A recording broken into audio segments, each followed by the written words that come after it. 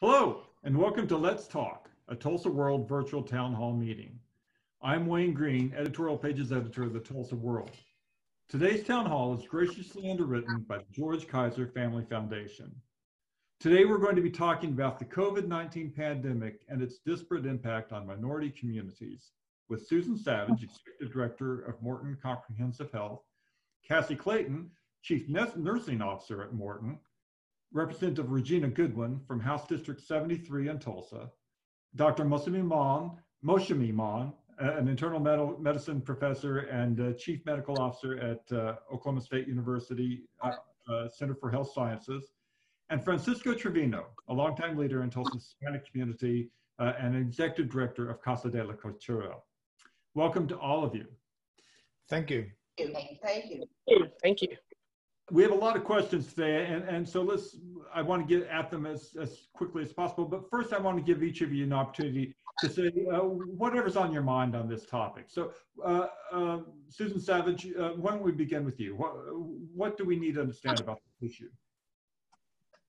Here at Morton, and we have remained open through the pandemic. And one of the things that, and Cassie and I were discussing this, that in addition to trying to ramp up testing so that we can get an understanding along with the health department, and OSU has been a tremendous partner with us as well, but in order to get an understanding of who's being affected by this pandemic and under what circumstances, the testing capacity in Oklahoma really took a while to ramp up. I would say that here at Morton, our ability to even get supplies depended upon the health department, our ability to even get our samples collected and tested depended upon OSU's lab.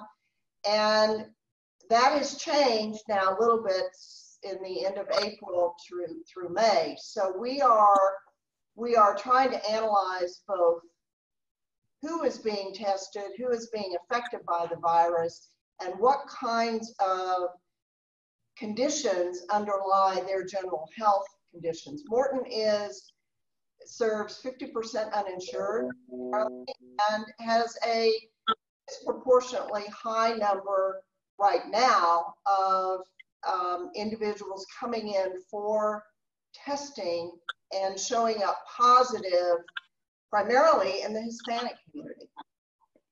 And Cassie, I would ask you to jump in and add to that. Sure. I concur with Susan that at the beginning when we were ramping up, we didn't know, we still don't know what we don't know. This is so new for the world that we're learning as we go, and we're learning what the data is showing, as is the world. So we're not alone in that, but we are seeing some trends that are starting to come out, such as as far as the testing for Morton, what we're seeing with the data that we have. So we are starting to see some trends that are starting to show with the people that we have tested. We are starting to do more testing. In the beginning, as Susan said, we didn't do as much because of the medium that wasn't available for uninsured. But now that the medium has become more available and we're starting to do more testing, we're still taking a look at what the data is showing. And so it'll be interesting to see as we continue to go forward. It'll be interesting to see what it's showing across the world, not just in our neck of the woods. Representative Goodwin, let's turn to you. What do we need to understand? What's on your mind here on this topic as we start this conversation? Immediately, what's on my mind is that there are so many unknowns even now. And you hear words like ramping up. We're still ramping up. And we've always known that the data that we have collected is not very reliable. We know some of the testing has not been very reliable in terms of some of the results. And so I think everybody's doing their best that they know to do. But I think it puts people and Oklahomans at a disadvantage because I think we were behind the curve in terms of testing, just like the entire nation. I think from the top down, from President Trump on down, the response was ridiculously slow. and it put our states at a disadvantage. And then you had states basically competing with other states just to get the basics for our well-being. So I think it's been mishandled. And I also think that for the folks that are on the ground doing their very best, they're to be applauded because they had little to work with and they had a lot of work to do, and we're still ramping up. Dr. Som, first of all, my apologies. I practiced on pronouncing your name and then butchered it immediately. I'm sorry. What's as we begin the conversation, what's on your mind today? So I think when you look at how this has affected us, we know that the pandemic has affected us across the board. And what it's really done is it's actually revealed some of the biggest weaknesses of this country. It's made it readily apparent.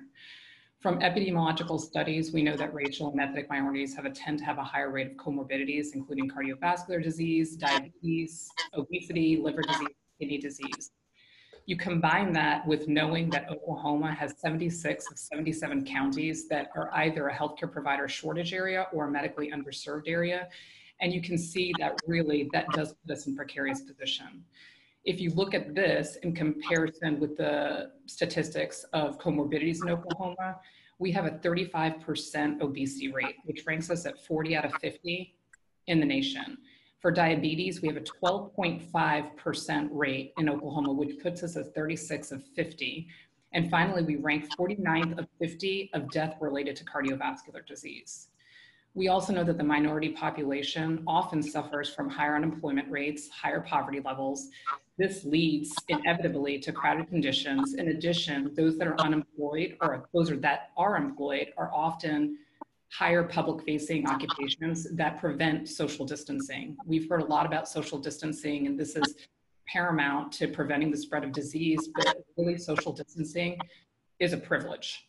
It allows us to stay safe at home, work remotely with full digital access.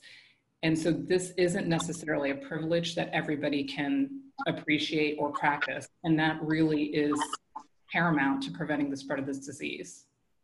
Mm-hmm. Yeah. Oklahoma was well positioned for a pandemic to take advantage of its situation. Francisco, what are your opening thoughts this morning? Well, I think, with this administration, I think the administration failed the minority communities. Just like Representative Regina said, we have an administration that were not focused on the safety and well-being of the American public. In the Hispanic community, for example, with the stimulus check that they sent out, if you were married to an undocumented immigrant, you qualify for that help. And of course, if you're undocumented in the community, you're basically on your own. No insurance. Most people will not go to the hospital. I knew a few cases that people had the symptoms. They basically just stayed home. And I mean, thank God they didn't get worse, but basically just stayed home, try to protect themselves. In the Hispanic community, the families tend to take care of the mom and dad, the elderly. So they were very careful about when they go out and maybe get infected, but they were also the people that were going to work. And so usually the employers have to protect their employees, and some, because of the lack of knowledge, were not doing a 100% protection for their employees. So, the communication lacked the information for the Hispanic community or the Asian community that they don't speak English. So even though the city of Tulsa had a really good job in trying to inform the people about what the consequences of getting the COVID-19 disease. So I think the Hispanic community basically just tried to do what they learned from social media. Thank you. I mean, all of you have really set the table for some important issues that we need to come back to and look at more carefully. Dr. Som, I saw an April 17th report from the U.S. Centers for Disease Control and Prevention on COVID-19 hospitalizations during the month of March. There have been some updated numbers since then, and that were not contradictory to this either. But for patients in that earlier study for whom the racial data was available, it showed that 45% of the hospitalized COVID patients were white, 33% were Black, and 8% were Hispanic. Now, for reference sake, the Black population in the United States is 13.4%, and the Hispanic population is generally put around 16.5, 16, a little maybe perhaps a little higher than that. What's been the experience here in Oklahoma and at OSU Health Sciences Center? So, and I want to echo some of the other members on this interview, because they do say that some of the data may not necessarily be 100% representative of where we are because of availability of testing, et cetera. And also because testing may not be fully available to those populations that actually need it, so that we can have very accurate data representing them.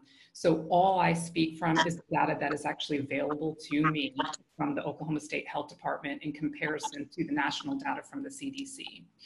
So here in Oklahoma, what they estimate is the white population is about 72.43%.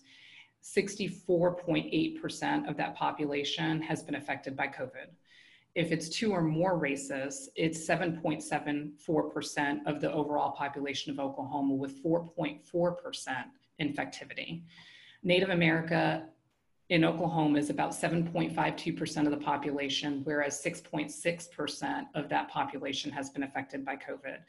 And then the African American race is 7.35% overall in the state of Oklahoma, with a 9.33% rate of infectivity.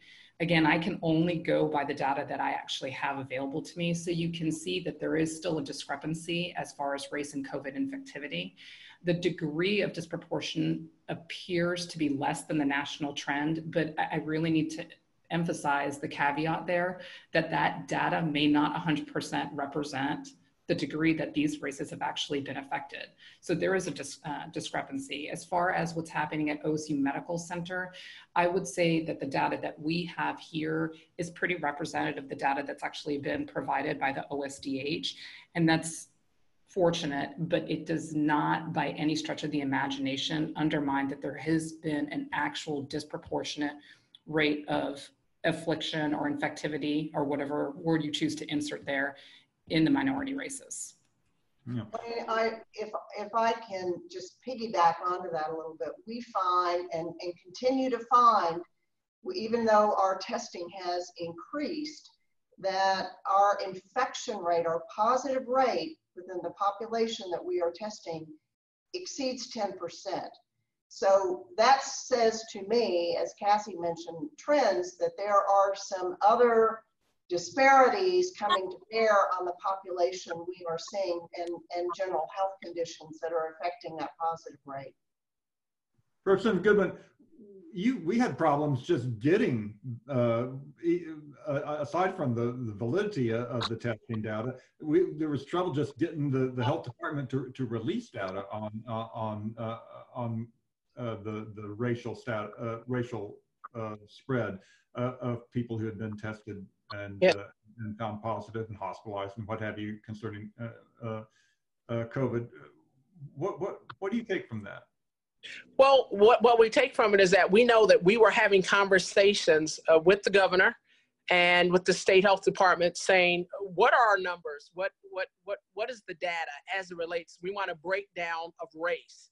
And I remember there was a time when we were ramping up that it did not seem to be important. And eventually they did get to that place where they started collecting it and reporting it. But the very fact that somebody did not even think it was important is troubling. So they did get on the ball. They started reporting that data. But then when I would read the reports, it would say, oh, maybe we've got 4% of the Black population that's affected, which was below what our numbers are in Oklahoma. But they would do a little asterisk and it would say, this is the data for those that have reported. I would then write back and say, what does that mean? Are you telling me that the patients are not reporting what their race is? Or are you not reporting, you know? And so it was those kind of things, because oftentimes, not always, if a black person walks into the hospital, you can tell that's a black person. Did you take the time to ask and say, or are you waiting for them to say, I identify as an African American, I identify as whatever that choice might be? So those are questions that are still unanswered for me today. But we do have the data, and the fact that it's below the national average is troubling to me, because again, for those communities that have the disparate impact, did they get tested? For all the folks that did not have the money to go get tested, or the avenue, or getting a test back, if it took a month, if it took longer to just get results back, a lot of obstacles and a lot of, I think, variables that everybody has to consider. And I think everybody certainly knows those are some challenges. I saw one study that I wish I could cite here, but I can't. But it was particularly interesting, which showed that that went off the fact that we have this very high portion of the population for which we don't have, there's no racial data recorded. But if you look at where the infections, hospitalizations, and deaths are happening, they're happening at a very high level in counties that have higher, we know from census data, that have high representation of minorities. So there's this very strong suspicion that a lot of the unrecorded cases for whom we just don't know, for whatever reason, racial data wasn't recorded, might be coming from those places. Francisco, the statistical problems are particularly troubling with the Hispanic community, because there you've got people who are afraid to even enter the healthcare system in the first place for fear of legal status being questioned, or the legal status of someone they live with being questioned, or just being afraid to come in out of the cold. Could you talk about that for a moment? Well, I mean, I think out of the 400,000 Hispanics that live around in Oklahoma, about 75,000 are undocumented. So when people talk about the Hispanic community being undocumented, I mean, we have less documented immigrants in Oklahoma than the entire population. 400,000 and 75,000 undocumented. Now, the undocumented obviously don't have access to health insurance, and some even that are resident alien or U.S. citizens don't have access to having an insurance. But the underrepresentation of the Hispanic community with the COVID-19, for example, there was one case in a supermarket here in Tulsa where 2 employees they tested positive, and they were sent home after they were tested positive. They said, if you begin having a hard time breathing, then come to the hospital emergency. But they went home, and of course the business owners talked to the health department, and the health department came over here and said, we need to test these people because we had 2 employees that tested positive, and said, well, they don't show any symptoms, so we can't test them. Just be careful, and and you just do what we advise you to do, and stay afar from each other, and clean the area and everything. I mean, that was their advice, and they kept working. Thankfully, nothing happened. But I mean, it's just that with this pandemic, I mean, I think we are learning something, and we also learned that we need to change things for the future. And I think, the changes are needed because we, the minority communities, live in a world that we are basically invisible to many people. And, we can't be invisible. Everybody wants our money, but when it comes to helping our community, everybody turns away. Or when it comes to time to sign the check, the pen runs out of ink. So we need to change our way of thinking about our minority communities, because we are part of this community, and we are going to be here. The immigrant community here in Tulsa is totally different than Oklahoma City. In Oklahoma City, you have more established Hispanics, but in Tulsa, we have a lot of them that are immigrants. And so there is a difference there. And so we really need to change our way of thinking about the immigrant community here in Tulsa, Oklahoma. Yeah, meanwhile, we've had this situation in Texas County, where we've had a meat packing plant where COVID just went crazy. And my belief is that the vast majority of the people who work in that facility were Hispanic. It's a population that's really exposed. Yes, it is. I mean, especially the meat processing plants, because you work with very close to each other. I mean, I'm sure the company tries to provide protection for their employees, but when you're working with 70% capacity, I mean, those people they were infected, I mean, what are they doing to help them and to help their families? Because the COVID-19 affects differently to everybody. And so they go home and they might infect their wife and family members if they don't get the resources to provide to them in order for them to live well and protect their family. I mean, hopefully in Tulsa, in Texas County, where the meat plant was there, they provide more information in Spanish, because I believe most of them are immigrants, first immigrants. And so they need to provide more information, better information, and not for them to allow them to get most of the information through social media, especially in that county, because there's a lack of, there's no Spanish newspaper. There's, I believe, one Spanish radio station. There's no TV in Spanish. Obviously, when you do have satellite, you might have those Spanish TV channels, but you still lack the information, the local information that to provide for the minority communities in the Hispanic community.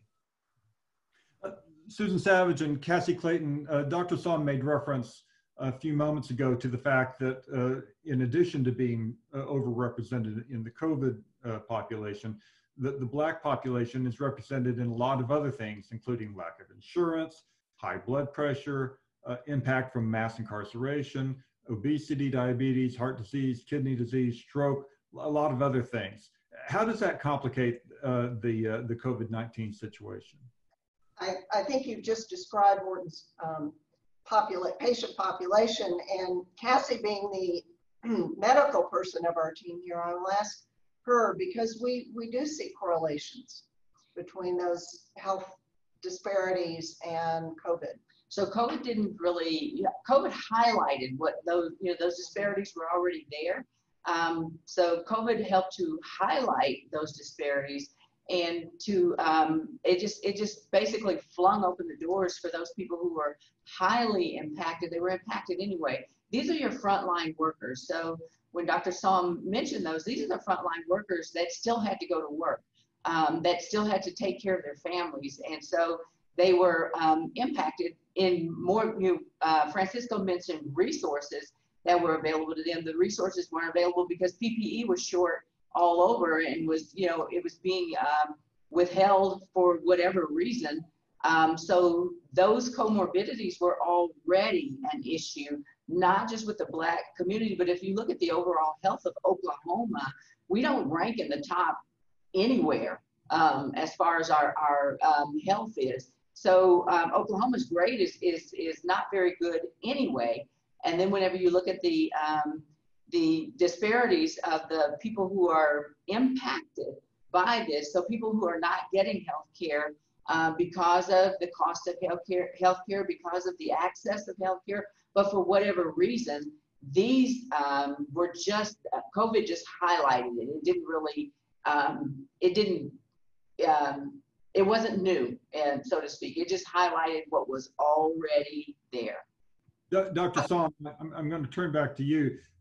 For populations, well, for individuals who have diabetes, high blood pressure, that can be the difference between having COVID-19 and having a complicated case of COVID-19. I mean, doesn't it magnify the potential for someone ending up in perhaps in intensive care or worse?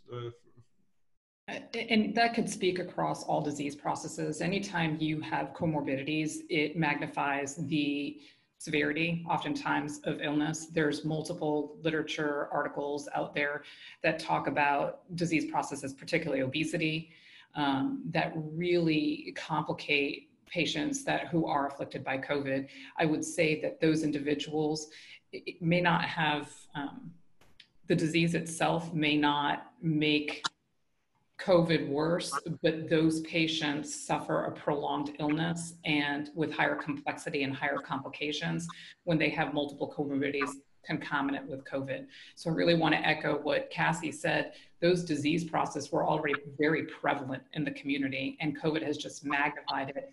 And really, for those populations that don't have direct access to medical care, again, have 76 out of 77 of our counties are medically underserved or have healthcare provider shortage areas.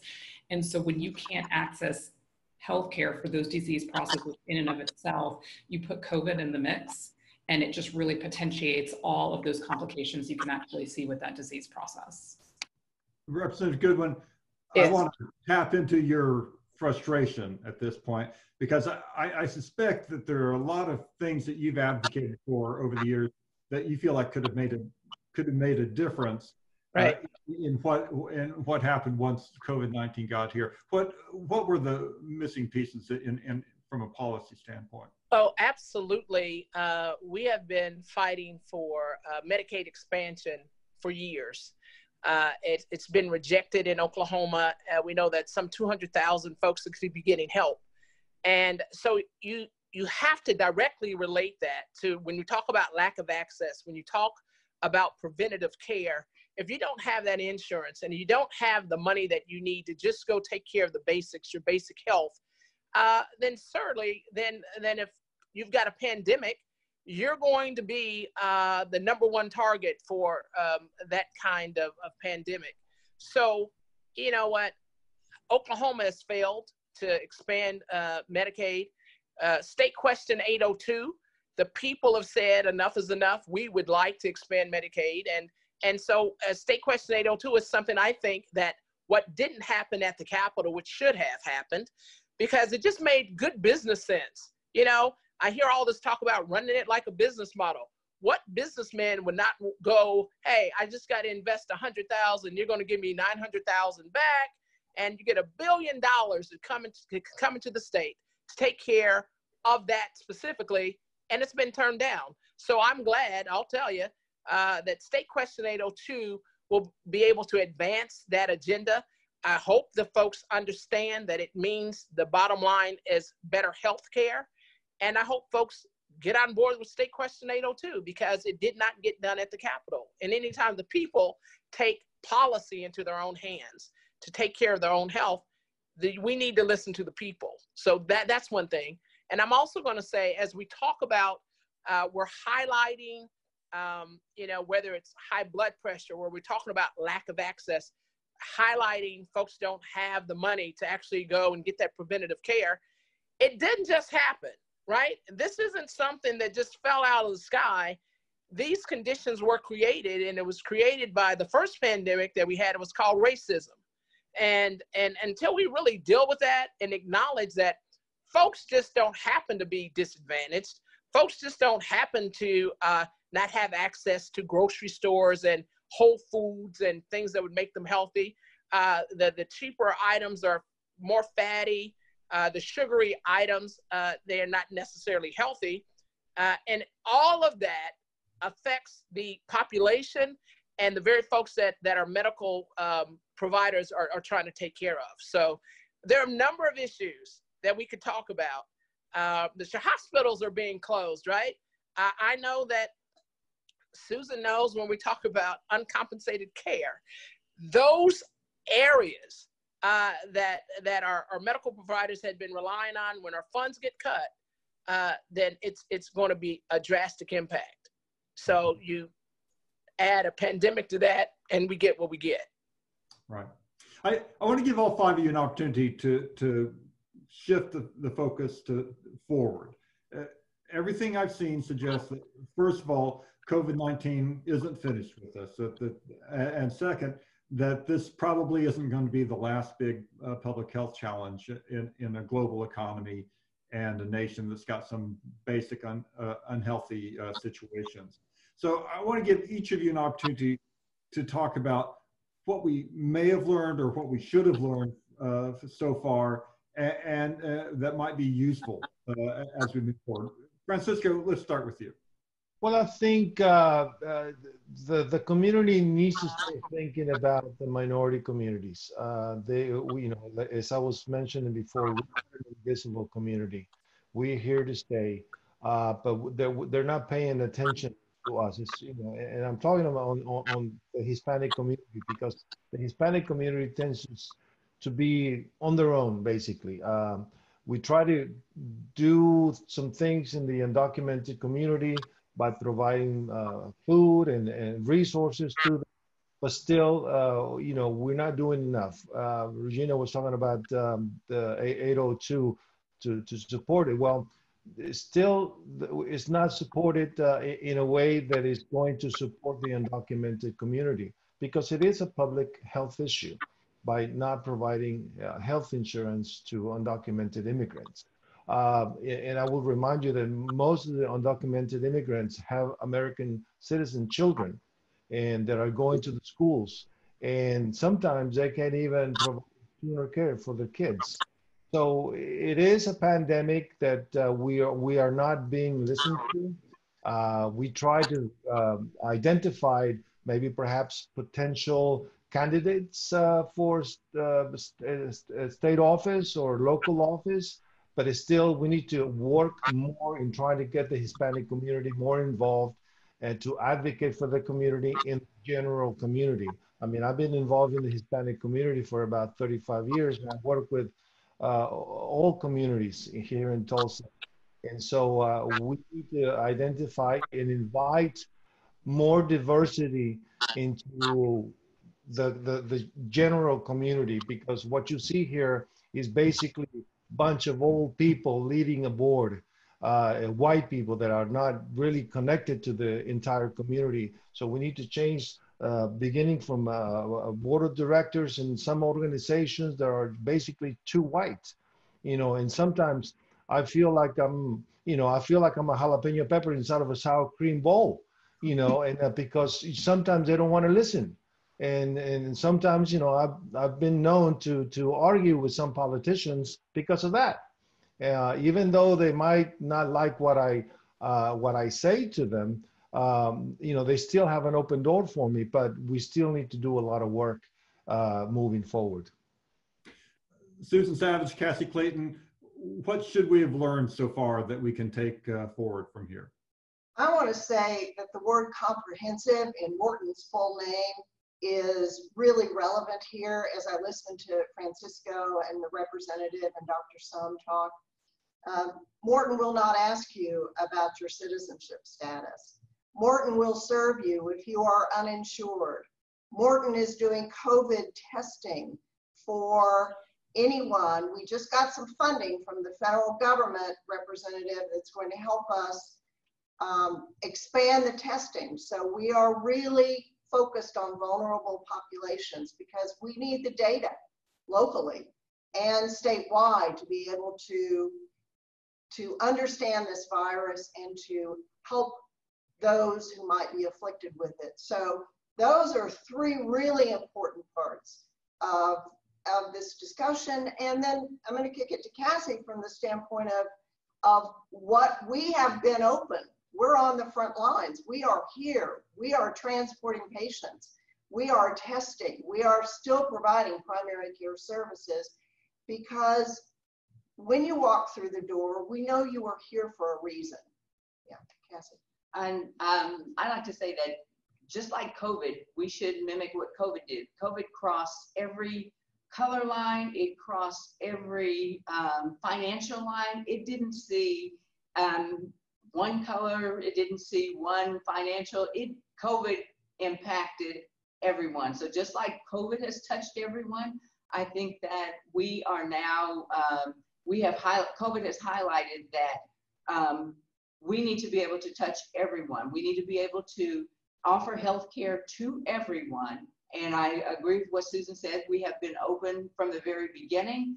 Our frontline workers, we stayed open. We stayed here to be able to help people who were vulnerable. And just as COVID has not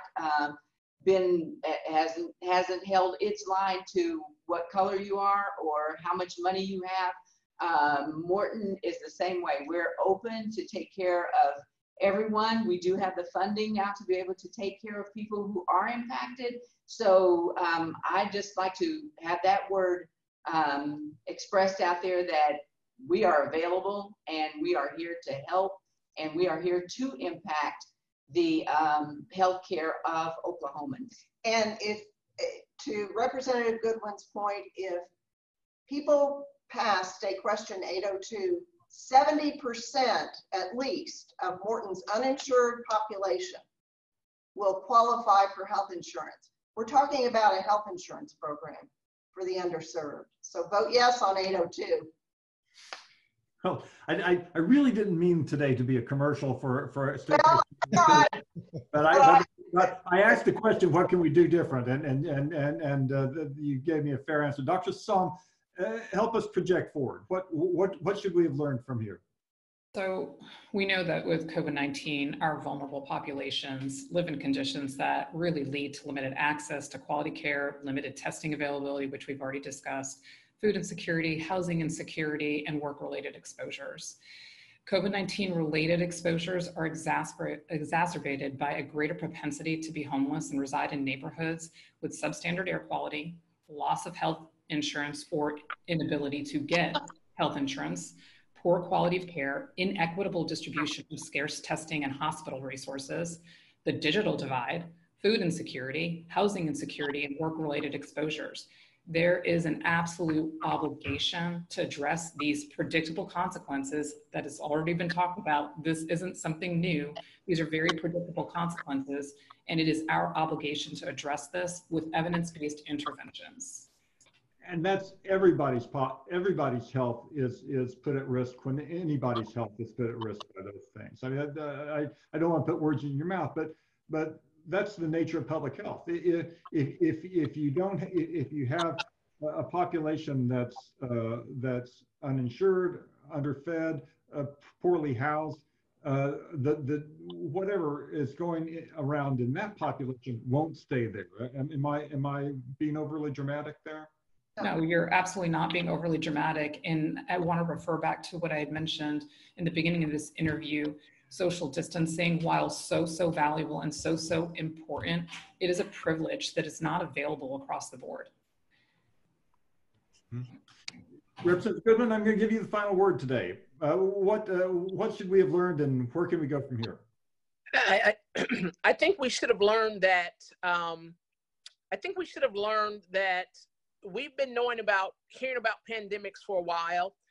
The pandemic has arrived, and we should have been more prepared. So hopefully we've learned that. And I mean that as a nation, which also helps our states.